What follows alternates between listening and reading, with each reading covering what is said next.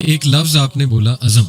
شیخ اس کو تھوڑا سا میں سائیکولوجیکلی بھی تھوڑا آڈینس کو چاہوں گا میں ایکسپلین کروں. سائیکالوجی میں بھی بار بار ول پاور کا ہم پڑھتے ہیں, بار بار ذکر ہے, اور پازیٹیو سائیکالوجی میں آپ کو پتہ ہے کہ انسان کے جو پازیٹیو پہلو ہیں, اس کے کریکٹر اسٹرینتھس جو ہیں ان کو بہت زیادہ سامنے لایا جاتا ہے بجائے کہ مینٹل ڈس آرڈرس کو. تو یہ ایک نئی فیلڈ ہے پازیٹیو سائیکالوجی. تو اس میں ول پاور پورا ایک کانسیپٹ ہے. اور میں اکثر یوتھ کو یہ کہتا ہوں کہ یار دیکھو, گوروں کے پاس تو نہ ایمان ہے, نہ ہی مطلب یہ توبہ استغفار کا کوئی طریقہ ہے, نہ ان کے پاس کوئی سجدہ ہے, نہ اللہ سے کوئی رابطہ کرنے کا طریقہ. ظاہر ہے ان بیچاروں سے تو یہ کانسیپٹ ہی چھین لیا گیا.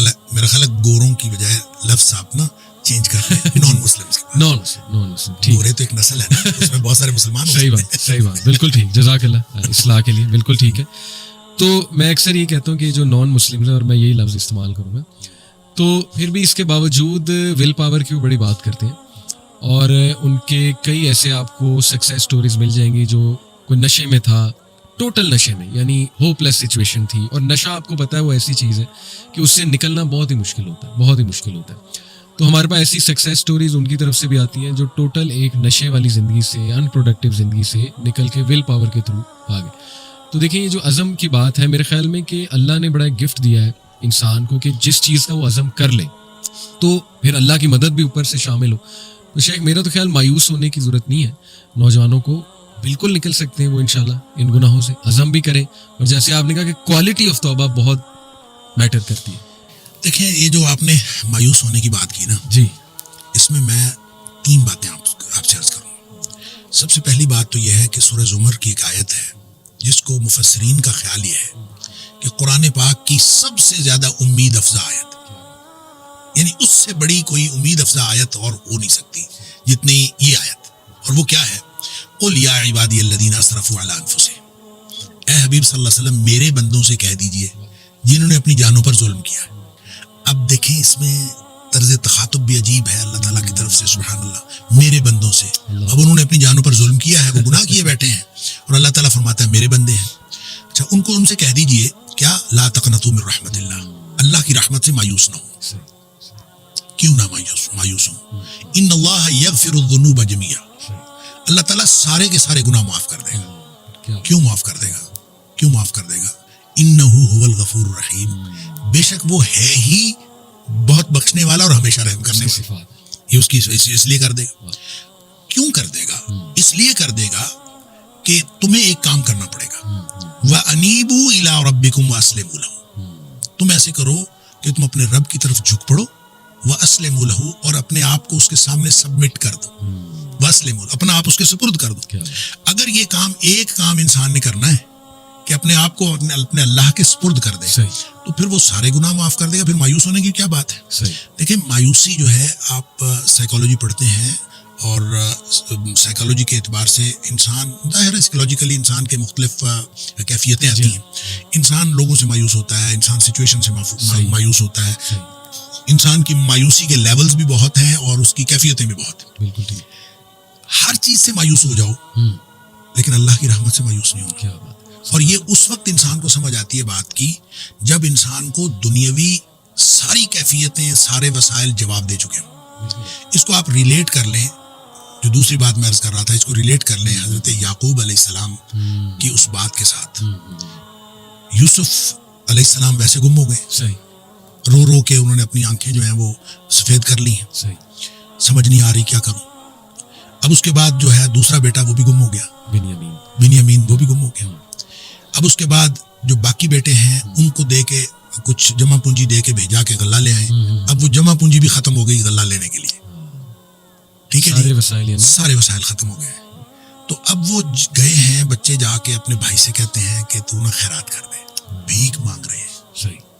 لیکن جب وہ جانے لگے ہیں نا, تو ان سے حضرت یعقوب علیہ السلام فرما رہے ہیں کہ تم ایسے کرو, اب حالات تو بد سے بدتر ہو گئے. تو ان سے فرماتے ہیں کہ تم ایسے کرو, جا کے نا یوسف علیہ السلام کی تلاش کرو, یوسف کو تلاش کرو اور یوسف اور اس کے بھائی کو تلاش کرو.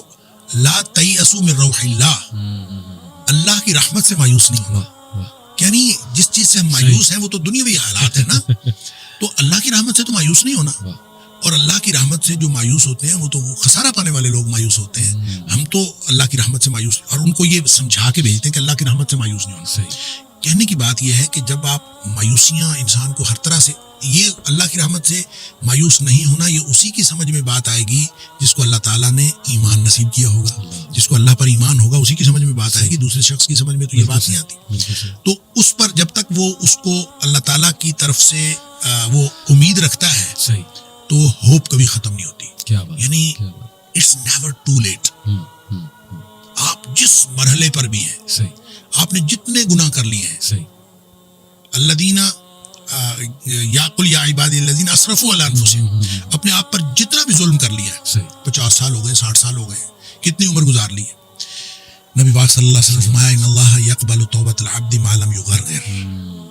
جب نزع کے وقت یہاں نرخرے سے آواز نہیں نکلتی نا, اس سے پہلے پہلے ساری توبہ اللہ قبول فرماتا. یعنی کھلا میدان ہے. اور جب آپ نے توبہ کر لی اس وقت کہ پتہ کیا ہوگا, التائب من الذنب کمن لا ذنب لہ. گناہ سے توبہ کرنے والا ایسا ہے جیسے اس نے گناہ کیا ہی نہیں, فوراً ہی کھاتا صاف, کلیئر. اور گویا آپ زیرو سے سٹارٹ لے رہے ہیں. تو جب آپ کسی بھی وقت کسی بھی لمحے آپ کو یہ خیال آ گیا, تو اللہ کی طرف سے دیر نہیں ہے, آپ کی طرف سے دیر ہے. اللہ کی طرف سے تو ہر وقت وہ کھلا ہے معاملہ. بالکل صحیح. اب دیکھیں یہ جو توبہ ہے نا, یہ اتنا بڑا عمل ہے, یا یوں کہہ لیجئے کہ اتنا بڑا یہ استحقاق ہے, یہ پچھلی امتوں میں نہیں تھا. صحیح. اور وہ واقعہ ہم پڑھتے ہیں حدیث کے اندر, بخاری شریف کے اندر یہ واقعہ کہ وہ نبی پاک صلی اللہ علیہ وسلم نے بتایا کہ ایک شخص نے 99 قتل کیے تھے. جی ہاں, وہ کیا ڈھونڈ رہا تھا, صحیح, حل لہ من توبۃ, کیا کوئی واپسی کا رستہ ہے. بالکل صحیح, بالکل صحیح. وہ حدیث کے الفاظ ہیں, جی ہاں, حل لہ من توبۃ.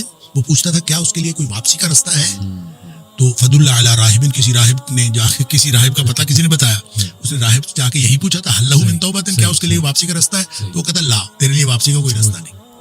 اس نے اس کو اس لیے قتل کیا تھا کہ اس نے کہا تھا تیرے لیے واپسی کا رستہ کوئی نہیں ہے. تو فکمل بہ مئۃ, 100 پورے ہو گئے. اچھا 100 قتل کر کے, لیکن دل میں وہ جو ارج تھی نا, وہ پھر تڑپی, اور پھر وہ پوچھتا پھرتا تھا حل لہ من توبۃ, کوئی ہے واپسی کا رستہ. صحیح. تو یہ پوچھتا پھرتا تھا کہ اس کے لیے واپسی کا کوئی رستہ ہے. تو پھر کسی عالم کا پتہ بتایا گیا, اور پھر عالم نے, وہ آگے پھر پوری سٹوری ہے کہ عالم نے کہا کہ انطلق الی ارض کذا و کذا, فلاں بستی چلا جا, اور وہاں پہ کچھ لوگ ہیں جو اللہ کی بندگی کرتے ہیں, تو بھی جا کے اللہ کی بندگی شروع کر دے.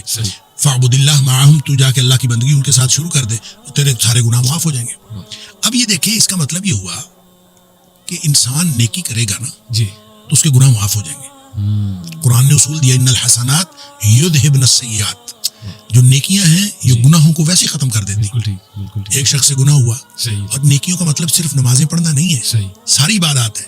ایک شخص سے گناہ ہوا, نبی پاک صلی اللہ علیہ وسلم کے پاس آیا, اللہ کے رسول صلی اللہ علیہ وسلم مجھ سے یہ گناہ ہو گیا. آپ نے فرمایا جا کے والدہ کی خدمت کر, تیرا گناہ معاف ہو جائے گا. اللہ, وہ کہتا ہے اللہ کے رسول صلی اللہ علیہ وسلم میری والدہ تو ہے ہی نہیں, فوت ہو گئی. آپ نے فرمایا تیری خالہ ہے, کہتا ہے ہاں خالہ ہے. آپ فرمایا جا کے خالہ کی خدمت کر, تیرا گناہ اللہ تعالیٰ معاف کر. سبحان اللہ.